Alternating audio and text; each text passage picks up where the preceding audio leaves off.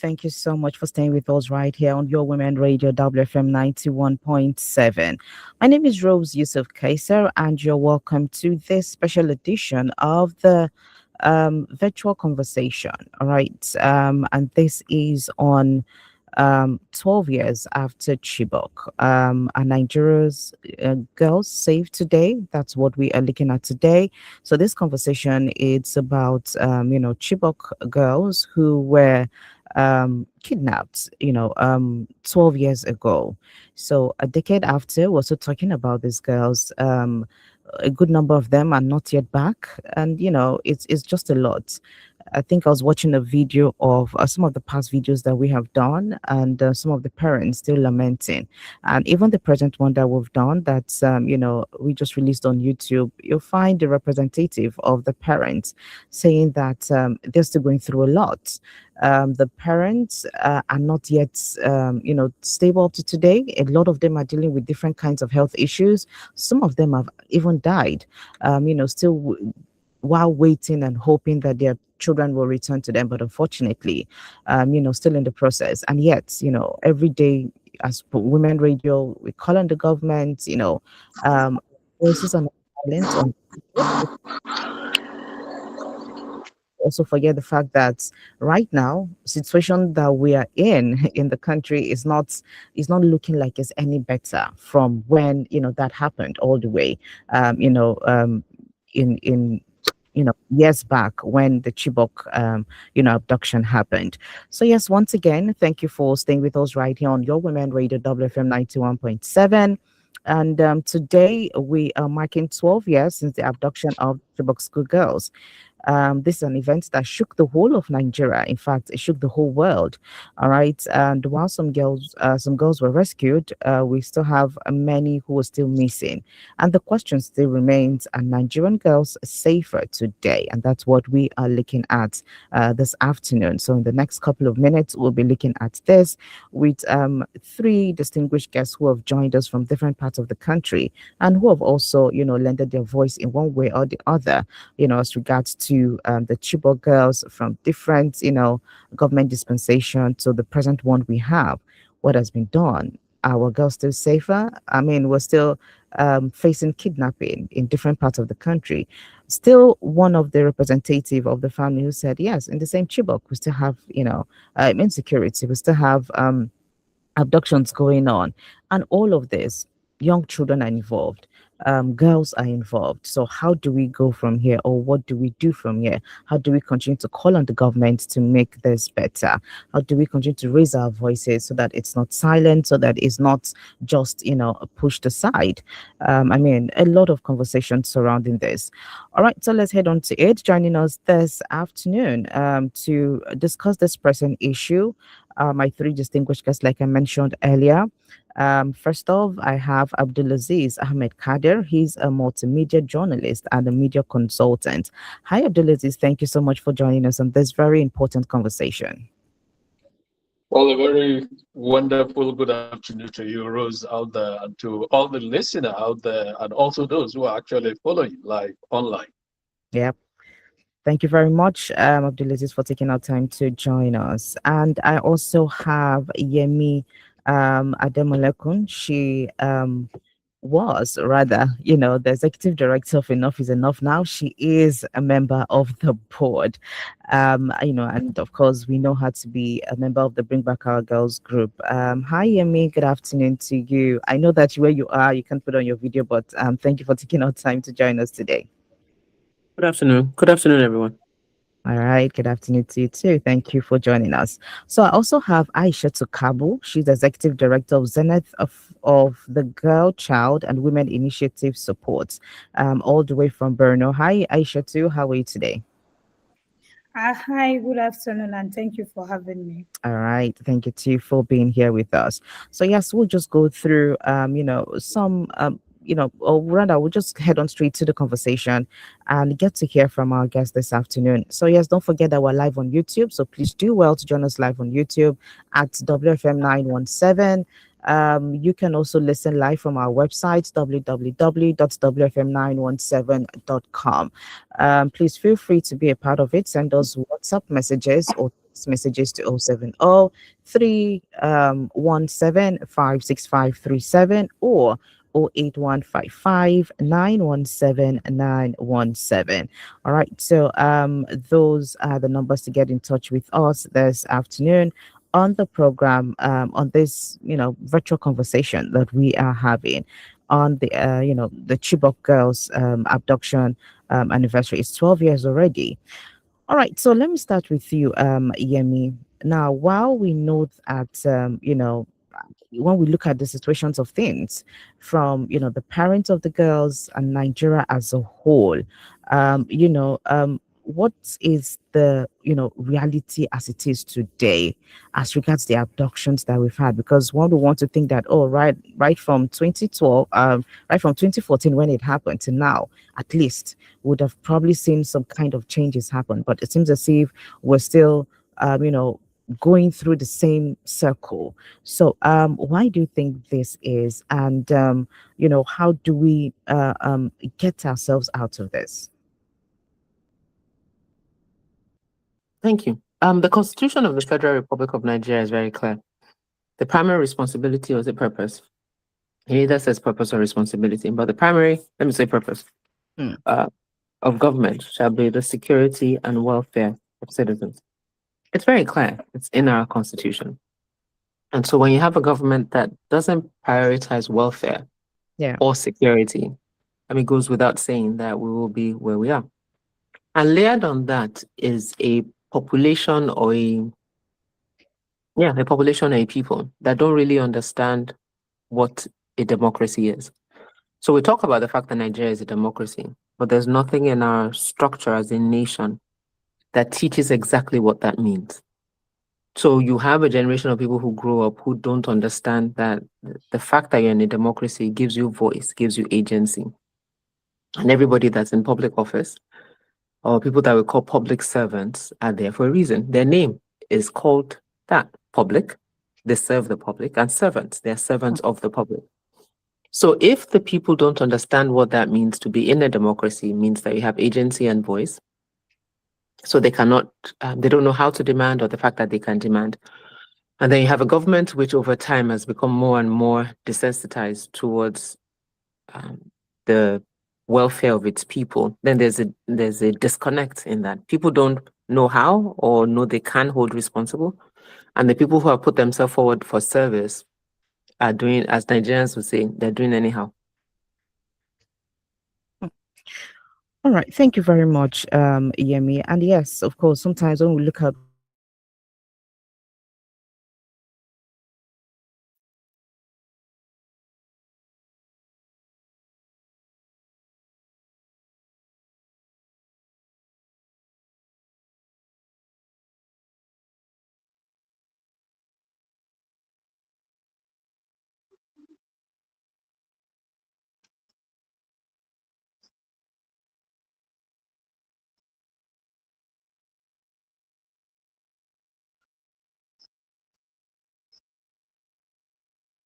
Well, once again, thank you. Good afternoon, my colleagues Opeyemi and Aisha. Good to be on the panel with you. It's been 12 years, like you said, 2014 to 2026. Ironically, it's almost a year to election, 2015, when that incident happened. And we are almost at that same scenario again. It's almost a year to election also, as we speak. Since that incident, we've had three presidents, or we are having three presidents, if you like, from Goodluck Jonathan to late Muhammadu Buhari, and now Bola Ahmed Tinubu. 276 girls were abducted. As we speak, 187 regained their freedom one way or the other, rescued, freed, escaped, whichever way you want to look at it. As we're speaking, 89 of those girls still remain unaccounted for. Will they ever return? I think that will take us to what former President Olusegun Obasanjo said after that incident, that some of these girls will never return. And I think as humans, we wouldn't want to actually believe that. Every mother, every father, every brother, every uncle will want to see any girl taken return home. You don't want to lose hope. until probably you breathe your last. And coming to your question, yes, we saw when that incident happened 12 years ago, it was more reactionary. Unfortunately, the conspiracy theory by the Goodluck Jonathan administration that the Boko Haram was something that was actually made up to embarrass his government. Again, I'm sure you remember what happened 12 years ago when that incident happened. There were a lot of contradictory reports. The government was saying that no girls were abducted, while the state government was saying these girls were actually abducted. Within the security cycle, within especially the military, we had a lot of contradiction. You remember then, now late, Alex Bade was the chief of defense staff. In fact, some of us wouldn't want to remember some of those contradictory statements that actually came up. By the end of the day, we realized that those 276 girls were actually taken. Between then and now, or before you even get to now, let's compare that to what we saw with the Dapchi. When the Dapchi girls happened after the Chibok, we saw the speed with which the government actually went after those bad guys, and some of those girls were returned, except for Leah Sheribu, who still remain in captivity. So if you look at it between then and now, I think as against the reactionary that we had in that 12 years ago, there seems to be more proactive measures these children are taking. Has it stopped? No. I mean, between that incident and now, we've had more schools attacked and children snatched from their schools, and it's still happening even as we still speak. But the difference is the fact that we don't see that reactionary measure, that conspiracy theory of they were taking, no, they were not taking, where were they and what are you, things like that. We saw a situation now where there is, but is there not being done? I think probably when we go into the discussion, we will look at that.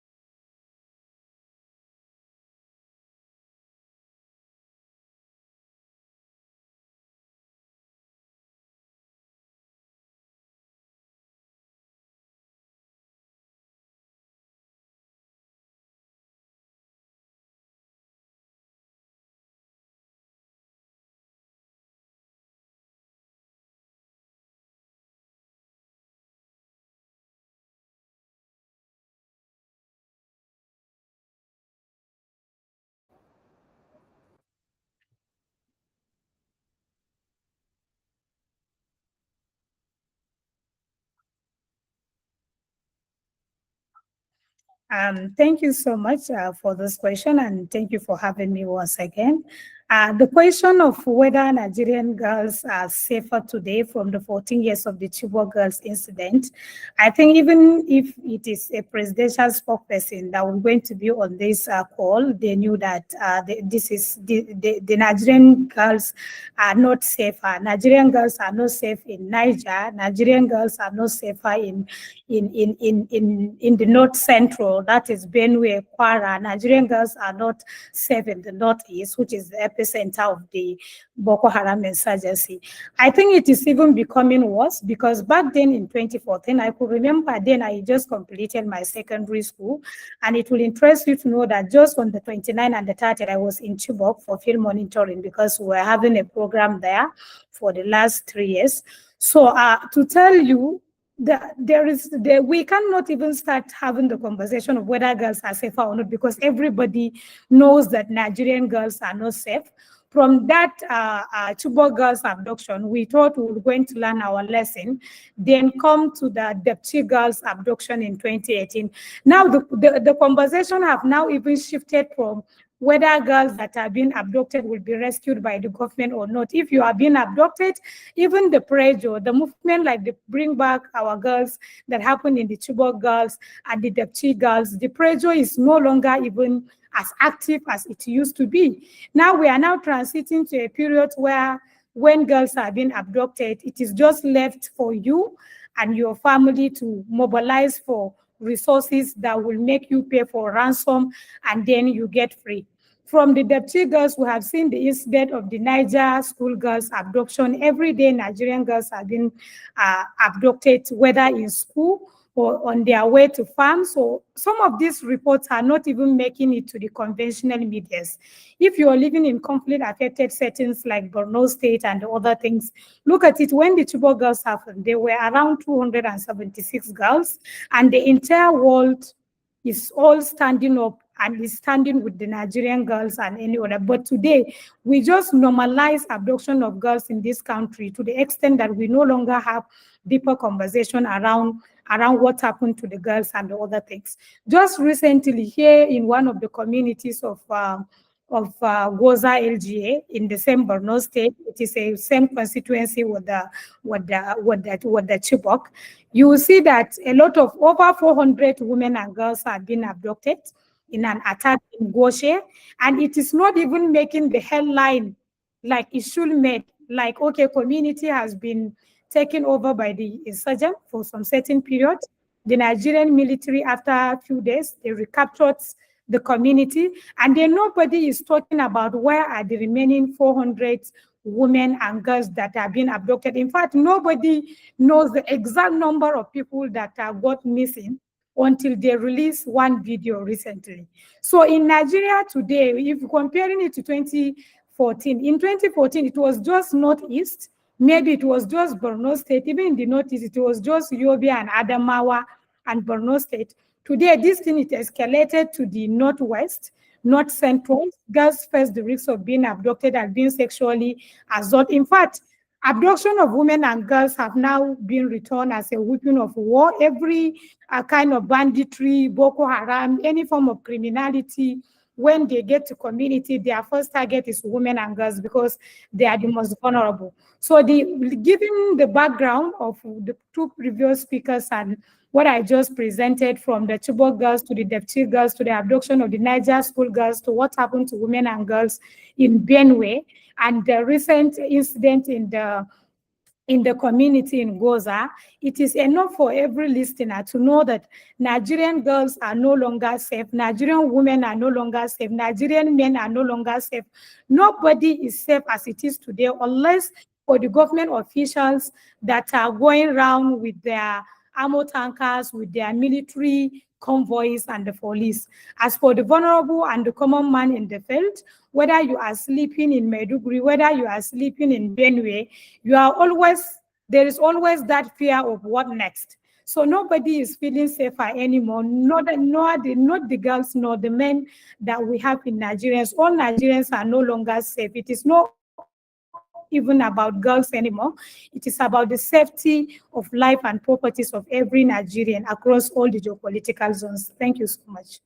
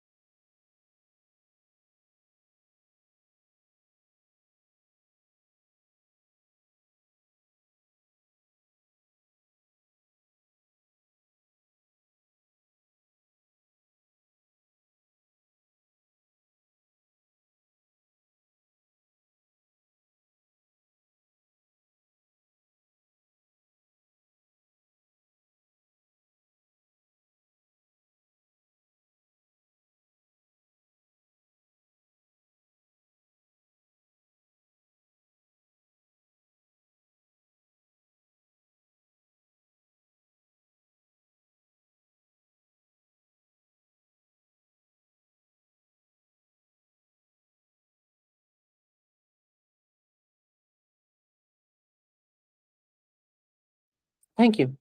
To be honest, I'm really not interested in speaking about what the structural faults are in that sense. I'm more just to invite listeners to reflect on what we want and how we want to change that. The failures are there, and the failures are really just, for me, very simple.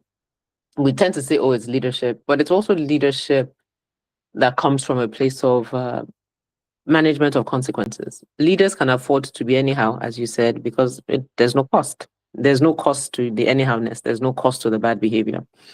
And the leaders that we have do not drop from the sky. They are from amongst us. And we inadvertently celebrate their anyhowness because wherever they show up, we show up and we give them audience. We give them audience in inviting them to events. We give them audience in honoring, well, maybe not the person, and maybe it's the office that we say we honor, but we give them audience in those ways. So I invite audience members to reflect on what role we can play in the continuation and the perpetuation of public servants who, on their own, nobody puts a gun to anybody's head, who on their own decide they want to serve. They want to serve the public. But on our own part, we're not holding them accountable. Now, I think part of the thing we also have to admit to ourselves is at a point in time, we expected the people who are in office to behave a certain way. So when citizens complain, when we protest, or when we point to things that are deficiencies, that there would be a commensurate response to fix the problem. But as you rightly said, every Eke Market Day, there's drama, and the response is the same. There's a statement around, we will look into it, we commiserate with the families of the survivors, and the federal government will not relent on the perpetrators are brought to book. End. Copy, paste. So, as Mr. Abdulaziz said, next year is an election year. And at the end of the day, because it's a democracy, we express discontent at the ballot box if we're not inviting military people to come. That's where we can express discontent. So again, my invitation to listeners is to determine if we have had enough. And if we're not had enough, and every Eke Market Day we want to be discussing abduction and government's lack of response, then we can continue like this. And let me listen also be very clear that this is not about I'm not talking about Bola Ahmed Tinubu. Every state has 3 senators. Every state has House of Rep members. There's a state governor. State governors have got an incredible amount, probably 3 or 4 times more money now since the removal of subsidy. So there are things even within the purview of the state. Yes, security is national. The federal government has control over our national borders. But within the state, there are things that state governors get security votes. State governments have the money to set up early warning signals, to set up call centers where people can call. They have the resources to secure schools a lot more. They have the resources and the powers to engage and dialogue with citizens on how to improve security in their communities, how to improve school outcomes, how to keep girls in school. So there are things within the purview of state governors that they can do. We have state House of Assembly members who sit and make laws for the state. So let this not be misconstrued as a statement against Bola Ahmed Tinubu as a person, but it is a comment about the fact that government that we have at the local government level, at the state level, and at the federal government level continue to underserve Nigerians. And a good place to now have the conversation now is as we lead on to the elections. What demands are we making? What are we asking them to commit to that we will hold them to if they do not deliver? And I'll end with this example. Ward C, which is a partner of Women Radio, actually, a few elections ago, maybe 3-4 elections ago, when Amuson was running for governor of Ogun State, they got the governor to sign a pact with women. And there were a number of demands on the pact. By his 1-year anniversary, they gave him a report that, okay, this is what you signed that you said you were going to do. Was it 6 months? Either 6 months or 1 year. This is what you said you were going to do. You have not done this, you have done that. So there was a document for a conversation. And if I'm not mistaken, he passed. So maybe 60-70% of the things he promised to do, but there was engagement. We need to do that a lot more beyond one state out of 36. We need to literally, I challenge Women Radio as a way in terms of mobilizing women. to actually make this a thing that we do across state governments, across state House of Assembly, across House of Rep, across Senate. So people are committing to doing certain things when they want our votes. So we don't spend every AK Markets Day talking about how useless they are. I yield.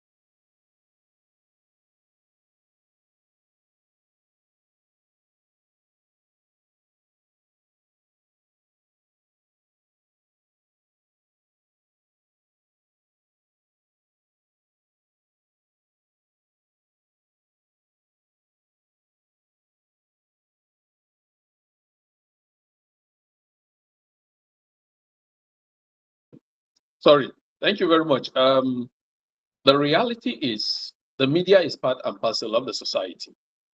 I've always said, just like Okwe said, our leaders come from within and among us. And when this campaign started, before we even go to the media, I'm sure you remember, and Okwe was part and parcel of this. One of the poster cards of Bring Back Our Girls was Adiza Bala Usman. A lot of us will remember she had a lapel, she had some bracelets, bring back our girls, everything, and what have you, things like that. But of course, since coming to government, mom is the language. Sometimes we have people who ride on campaigns like this to get to certain positions, and once they get there, that is just the end of it. Just yesterday, I was asking someone, you could imagine if for instance, Adiza still wears those lapel or Bring Back Our Girls. I'm sure the visibility will be more visible this time around, that she is the coordinating whatever her position is in the presidency. But like Okwemi said, this is not about the current administration. By the way, government is a continuum. We were meant to understand. We had the last 8 years of Buhari, which is APC. We're having another APC government. So if for nothing, it's a continuum. For the media, yes, are we doing enough? Much was done. You remember when this thing happened, Michelle Obama, as the first lady of the United States, was also carrying that placard. I'm sure you remember the Emir of Kano, Muhammadu Sanusi, the second, was carrying that placard. I mean, world leaders were, because the media was on this issue, on Bring Back Our Girls. But all of a sudden, it's like you tend to have a slowdown momentum, if you like. People become fed up. It's like it's the same issue. The only time we remember the Chibok girls is maybe when another incident happens or on the anniversary this way, which is not enough. And like I always tell our colleagues, I say, look, not just an event story. Investigative journalism is not cheap. It's not that safe, especially considering the territories we're talking about, for instance. But Rose can be in Lagos and do investigative journalism and Bring Back Our Girls. Not just Bring Back Our Girls. How many girls have been kidnapped since that incident? How many are saved? But like Aisha said, it's no more issue of even Chibok girls. Because as we're speaking, rural security has completely broken down. Rose, time it was that when you are disturbed in the urban area, you run to the rural area to hide quietly, where no network, nothing, and what have you. You can spend 1 week. I mean, it's like somebody in the Bahamas going into the forest for a holiday, and you become refreshed, then come back to the urban center. But today, that is no more the situation. You in the heart of the urban center feel more secure than people in the rural areas. And we're talking about schools that are located in these rural areas. As we're speaking now, we have more schools closed compared to 2014, even when Chibok happened. Schools across the entire north. In fact, I think it was one of our senior colleagues, Tunde Asaju, who was talking about what is happening in the Okun community, the Agba community, where the INEC chairman comes from. What we are talking now is INEC chairman must go. The president cannot appoint INEC chairman. While we have more schools closed in his own constituency than it has ever happened due to insecurity. So are you talking of Borno? You know, are you talking of Yobe? I mean, go around. Before now, it used to be the Northeast, but the Northwest and the North Central is as much as affected as the Northeast as we speak. So yeah, the media has done so much, but there seems to be a lull as it is. But again, don't forget, I'm sure you watch my dear son and what is his name? The man also from Borno State, aide to the president, who said so many things in the past. When they brought to him now, I mean, Abuala, he couldn't. I mean, I always tell people that the lion that cannot be saved from the, I mean, the Daniel that cannot be saved from the lions then as it is, you know. But you saw when Buala appears on our local media, the kind of, I mean, reaction you get from people like him. And I've always said it, I don't know, especially our leaders, our politicians, tend to see journalists in Nigeria as a second-class citizen. They don't see you as if you are also fighting for the survival of the society. You are also fighting for the safety of the society, for the development, growth of the society. No, they see you as antagonists. So always is to antagonize you. And like I agree with what Okwe said. This is not about the federal government. Tell me today, as we're speaking, states are talking about federal is talking about state police. The new IGP has also put up a committee. But Rose, as we speak, no state that does not have one vigilante or the other one, which you can call state police. How well have they actually utilized those vigilantes? With the exception of maybe Borno State, that have used the civilian JTF, embedded them into the police and the military, and have done so much. Even at that, in the last 3 years, we seem to have a lull in Borno State in terms of taking the fight to these insurgents as against the insurgents attacking. We've lost number of senior military officers, and like I've always said, not even during the Nigerian Civil War did we lose the number of senior officers we've lost so far in this war against Boko Haram. What are state government doing? Time it was in the past that state government, 3, 4, 5 states come together to actually take certain decisions. Commissioners of police, you know, commanders of different security arms work together. But we are not seeing that. Just last week, I was watching the Minister of Defense, who was celebrated when he was appointed as minister, because people thought it will be Uri. But that is not what we are seeing. But I saw his meeting with the heads of the various service arms, and he was telling them about sharing of intelligence. Again, what happened to School Safe initiative? After that incident, we saw the, what is it called, that came into the School Safe initiative. In Kaduna here, I know I got involved with the police had a desk. The Nigerian Security and Civil Defense Corps had a desk. You know, the federal security arms actually had different desks for this Safe School initiative. But as we're speaking today, some of the security agents are not even that safe, thinking of their own safety, not to talk of even Safe School initiative. So the media has done much before, but there seems to be a lull. But again, it's not also unconnected with the fact that the moment you start bringing up this issue, I don't want to start mentioning states. There are states today, like Aisha said, that women, children, the most vulnerable, are kidnapped on a daily basis. I mean, if for Kaduna, if you're on Facebook, people like Ruben Buhari and co on daily basis tell you who was kidnapped, where, how many number, and what abuse, things like that. As we're speaking, I'm sure you saw the young man, I think from Benue State, who was kidnapped, who these bad guys keep flogging on daily basis. I mean, the video is there on the internet, for instance. But you have states that will tell you that the moment you start reporting this, you become enemy of the state. They say you are demarketing that state. So again, Rose, let's be very candid. You are seated there in the studio. Your employer might protect you to a certain level. But what happened between the office and your house? What happened between your house and the market? What happened between you traveling between Lagos to Ibadan, to look to anywhere and whatever you, things like that. So journalists are also human. We are conscious of our own safety. But in the face of that, you realize that journalists are also not giving up. I mean, once in a while, we bring these issues to the fore. Just a while ago, I was asking somebody, a colleague here, And I said, look, you were involved in this campaign, bring back our girls. And she started recalling the girl who was killed in Kanu, the girl who was killed where so many killings that have happened through abduction and what kidnapping for ransom and abduction. And up till today, we cannot tell you where the court is at on that case, for instance. And she was saying, we need to bring that to the fore. I said, well, I just asked you that question to see your reaction. So the media is doing a lot, but of course, there are limitations that's actually also stopping the media from taking it further. But I think, like I always say, investigative journalism is not cheap. Investigative journalism is not as safe. But as a media, by the way, we swore is our calling. Never mind that it has become all commerce affair. It's our calling. I think we have to keep it on the front burner. Once we do that, the government is like putting fire to the feet of the government, and I'm sure they will do what they are supposed to do.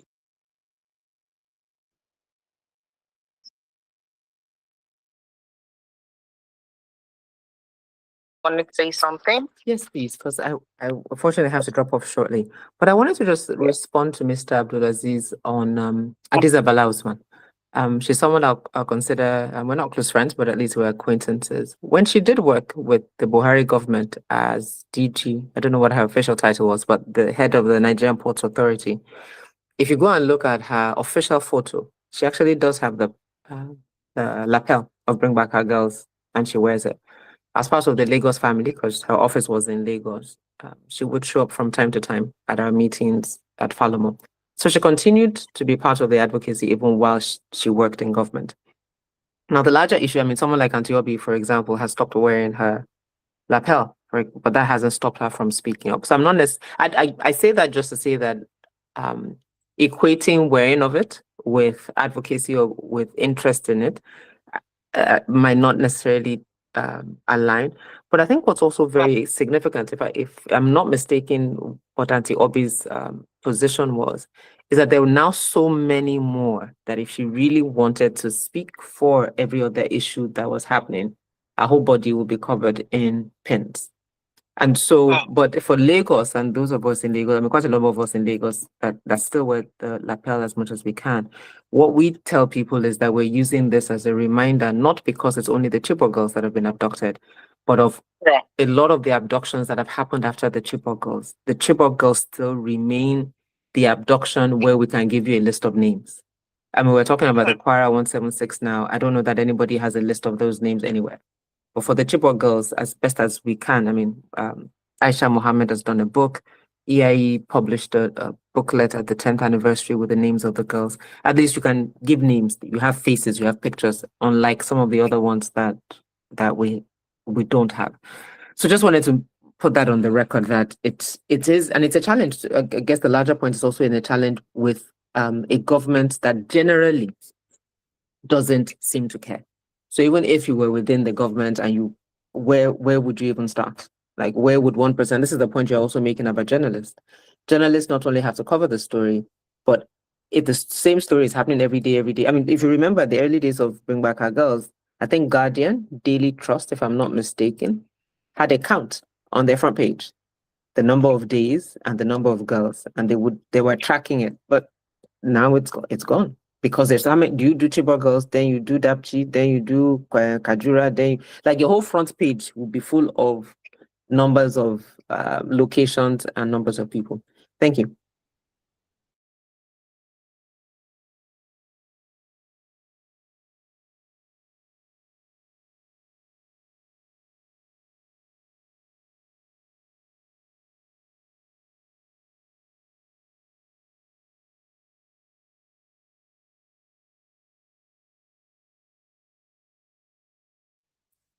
I think at this moment, my song and dance really is about citizens deciding if this is what we want.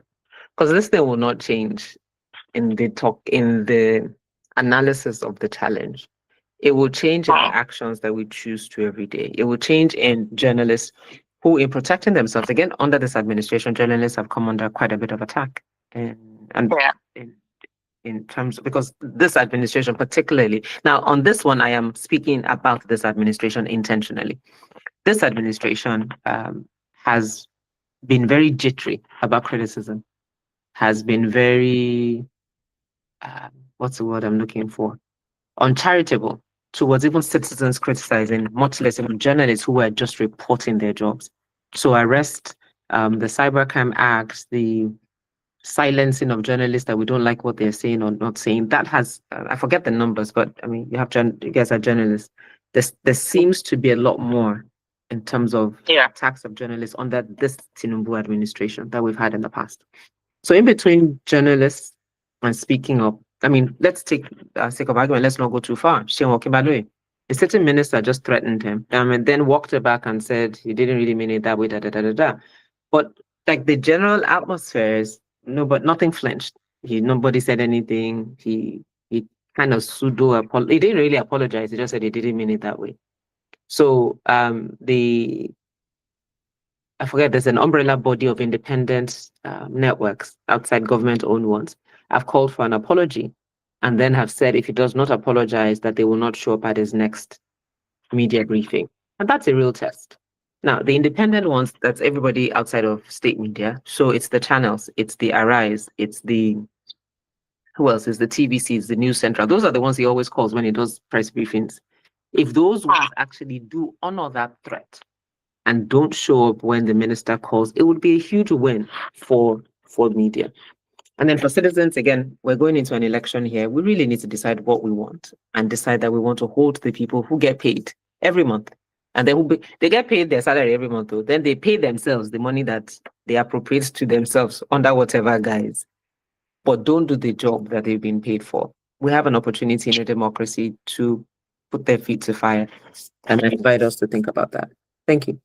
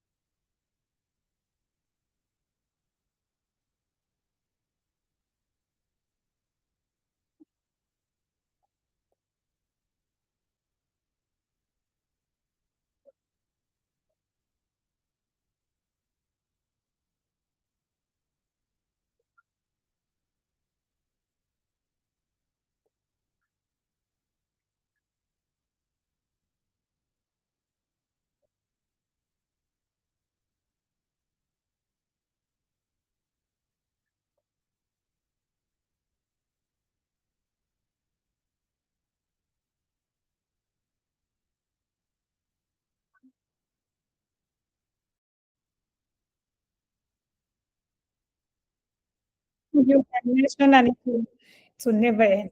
All right, thank you so much, Ross. And first, for every audience that are following us from Jos, I actually, Nigerians stood with them.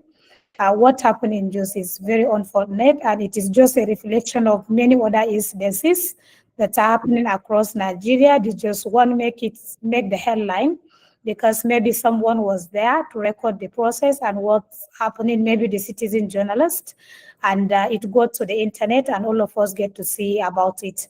So this single woman's story who is holding the body of her dead child, speaking to her child, even when everybody knows that the child is dead, is just the reflection of what happened to a mother in the rural community, mother in maybe who's in the entire community doesn't have anybody well informed to record the process. So let's just assume that what happened, what we saw in that video is the reflection of what is happening for the people whose story will never make the headline and the other things.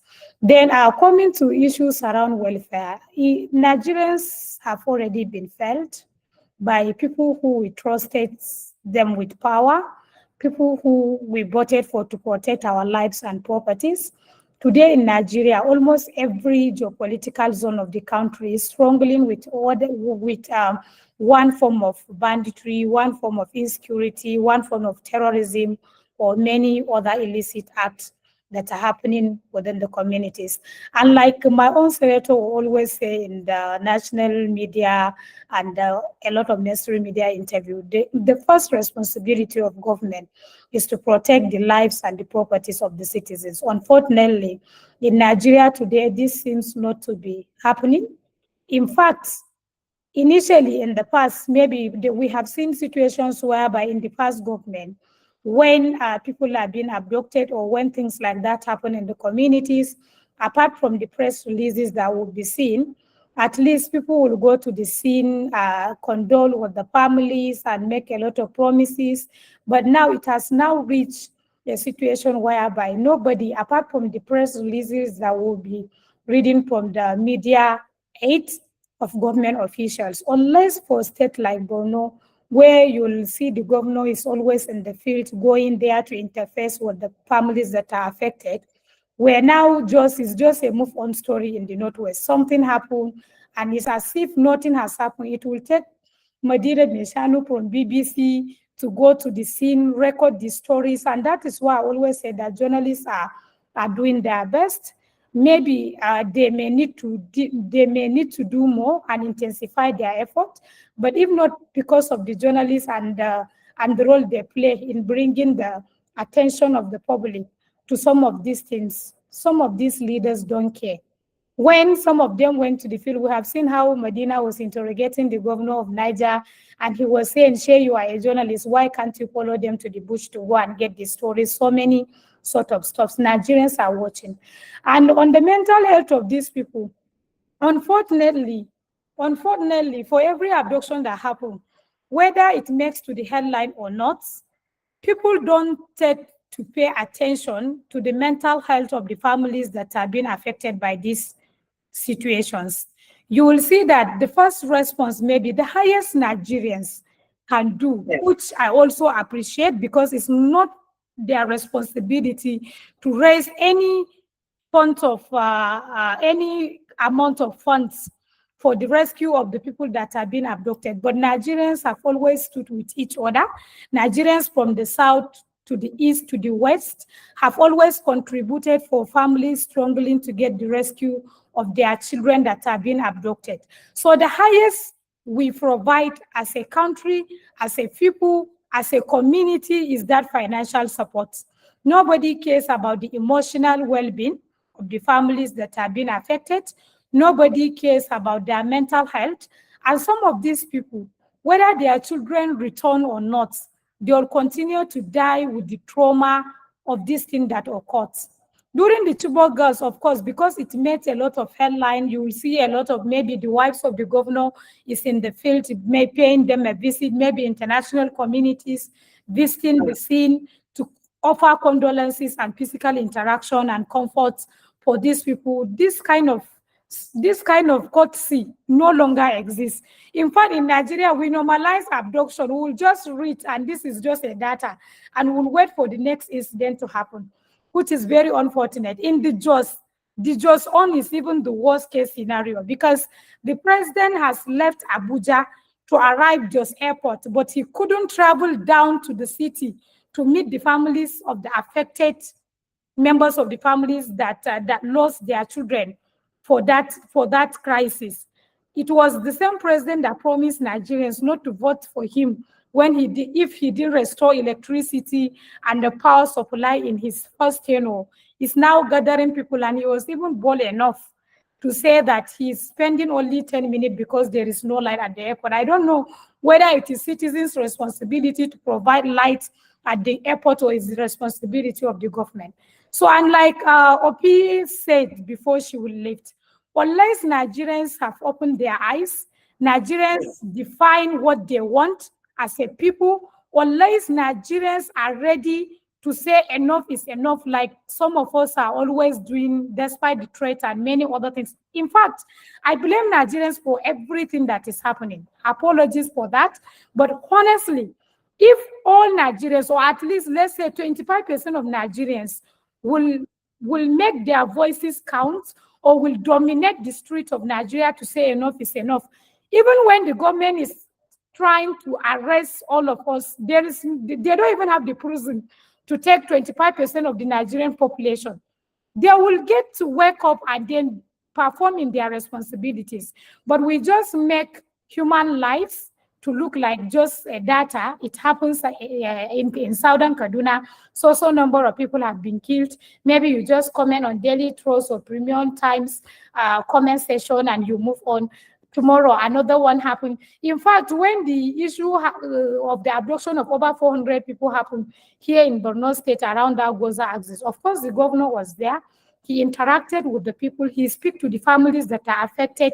But after that, as a civil society, from our own end to also somehow fail our people, nobody is even pushing. Over 400 people get missing, and it is not dominating the media space. It's not making too much headline like it should, and many other things. For me, I even get to know the 400 when the senator from my zone yesterday visited the field, and he was interacting with the people. And after the release of one of the video by the terrorist group that committed the crime and that were in the scene, and many other things. So I think Nigerians should just wake up. We should ask the right question. We should demand for accountability from the people that we elected to go and represent us. Just like Ope said, this is not only about the president. We have member house of assemblies, we have local government chairmen, we have member house of representatives, we have senators. Before the president, we have a lot of people that we voted to go and protect our interests and make our voices count. If these things is happening in your communities and you realize that your senators are not making noise about it, your House of Representatives are not making noise about it, but anytime you wake up, you go to online to attack the presidency, I don't think you are being realistic to yourselves, because there are people that you are paying. They are being paid with taxpayers' money to do exactly what you are asking the president to do. In fact, it even gets harder when it is coming from the National Assembly than you just making one tweet or one social media post on Facebook or WhatsApp status.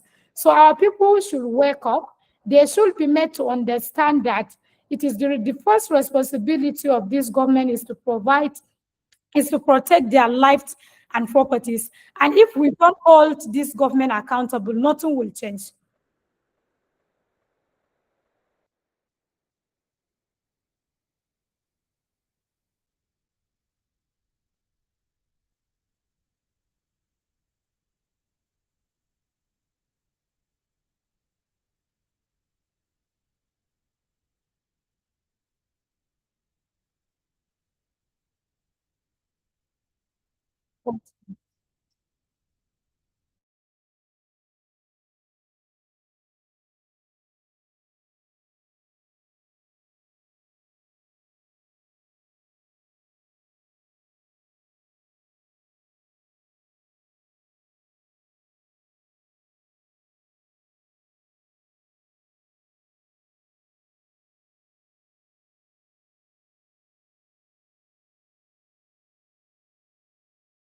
Well, thank you very much, Rose, and thanks to Okwe on our explanation on the bring back our girls and those involved, especially Antiobi and our own madam there in the presidency. But I still stood my ground that if Adizabala still maintain that visibility, probably we will talk more about that bring back our girls compared to even Buhari's administration. But I thank people like Okwe and others who actually keep that on the front burner. Rose, I always say no one is safe until everybody is safe. If I always make this allusion, if somebody like a retired, a four-star general, like Alex Bade, could be killed on the streets like a common criminal. That's a four-star general who is entitled to his entire security as if he was still in service. You know, if he could be killed the way we saw him killed between Nasarawa and Abuja, it means that nobody is safe. I'm sure even the president, once he leaves office, security will reduce. There are places you will want to go. Aisha made reference to Plateau. Sadly, we saw what happened in Plateau. And we saw Mommy Promise, who became the poster card of the Rukuba incident. But then nobody's talking about what happened at Gargar 24 hours after Rukuba. More than 50 people were mowed down in cold blood in that place. Days after in Nasarawa, I mean, for 3 consecutive days, I mean, people were mowed down in cold blood. Where is Nasarawa? Where is the Federal Capital Territory, for instance? So, yes, we have to keep this on the front burner, talk about it, but we should understand that, look, as long as we don't have the right leaders, not rulers, as long as we don't have the right people in position who actually have the interest of the masses at heart, there will be problems. I love what is going on in Kano. There is a campaign going on in Kano that if you collect pasta, the one we call spaghetti, the suffering that you suffer will extend beyond the lifespan of that pastor. If you could join each of the pastor together and extend it, you know, and that seems to be at the grassroots. Aisha talked about local government chairman. Do we have local government chairman as it is? We saw what Buhari did in the last administration to ensure that local government got their independence. That never happened. With President Tinubu, we saw the Supreme judgment. That never happened. We have the National Assembly where, and ironically, Rose, as we speak about the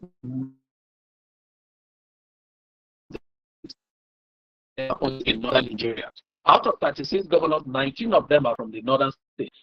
Out of 109 senators that you have, 3/4 of them are from the north. The bulk of the House of Representative members that you have, bulk of them are from the north. If you put all the ministers together, the bulk of them, almost 3/4, are from the north. Yet, the north is at the receiving end of all this we are talking about. So, do we have leaders? And I think that's the big question, you know. So, the citizens should understand that, look, leave ethnicity aside, leave religion aside.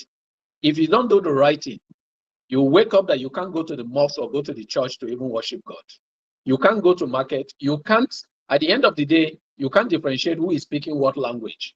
Because take the bandit, for instance. The bandit don't care if you're a Muslim or a Christian, if you speak what language you speak out, that doesn't bother them. Some of them kidnap their own kinsmen just for the economic reason that it entails. So citizens should understand that, look, we have to have a country.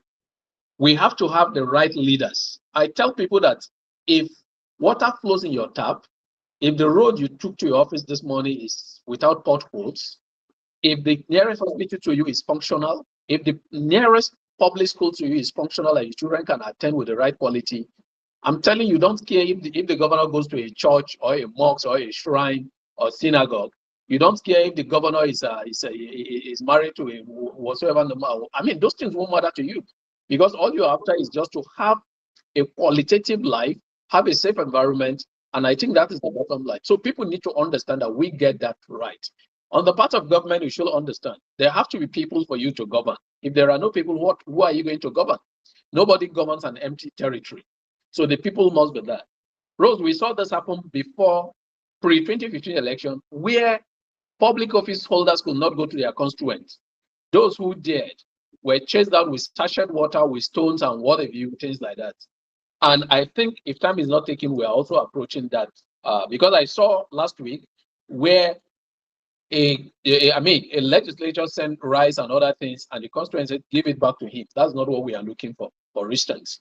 So we need to be very careful, and the citizens should understand that, look, violence don't speak any language. Violence don't know a different faith. So we must unite. For the media, we've been doing so much, but I think this is a challenge for us to do more. By the way, I always say, Rose, nobody is going to live one day extra than what God has destined for you to live. But we must not die a very careless death because those we put in leadership position refuse to do what they have to do. Until we all understand that and do the right thing, we are all in this together.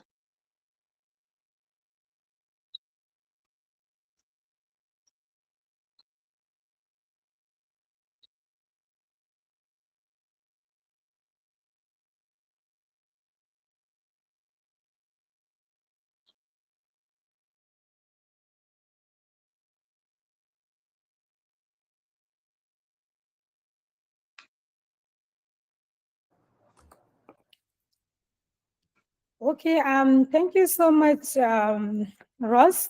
And just like Abdulaziz have said, Nigerians has to wake up. Election is approaching. When people comes for your votes, ask for what? Ask for protection. Ask, in fact, if they are coming for election, they need to tell you what they have achieved in the previous votes that you have given them before you vote them into any political office again. Nigerians should understand that nobody will come and fight for their right. They have the as a country that are being governed under democratic rule, they have the right to make their choices, and the quality of the leaders they put into offices will determine the quality of the outcome that they will going to get, whether it is protection, whether it is good governance, whether it is security.